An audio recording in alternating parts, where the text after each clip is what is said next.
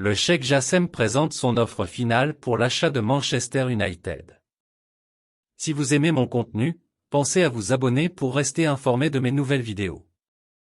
Le journal britannique Daily Mail a rapporté que le Qatar Cheikh Jassem bin Hamad Al Thani devrait présenter une offre améliorée pour l'achat du club de football anglais Manchester United, qui sera définitive et devrait dépasser les 5 milliards de livres sterling.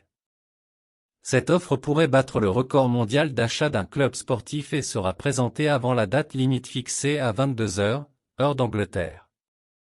Cependant, il est encore loin des 6 milliards de livres sterling demandés par la famille Glazé, propriétaire du club. L'offre du Cheikh Jassem est censée être la seule à offrir un contrôle total sur le club. Il souhaite acquérir 100% du club et acheter les actions de la famille Glazé, qui en possède la majorité, ainsi que toutes les autres actions. L'offre est améliorée par rapport à l'offre précédente, mais elle ne se rapproche pas des 6 milliards de livres sterling, et le Cheikh Jassem bin Hamad Al Thani est déterminé à ne pas payer un montant excessif, selon les personnes impliquées dans l'opération.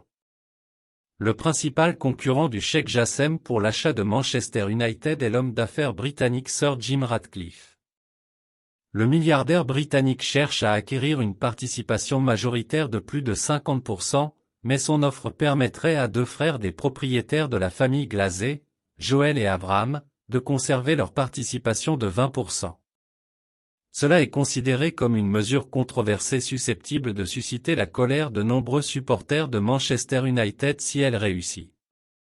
Selon le journal anglais, la concurrence pour l'achat de Manchester United est forte et de nombreux investisseurs ont échoué à poursuivre la compétition depuis que la famille Glazé a mis le club en vente en novembre.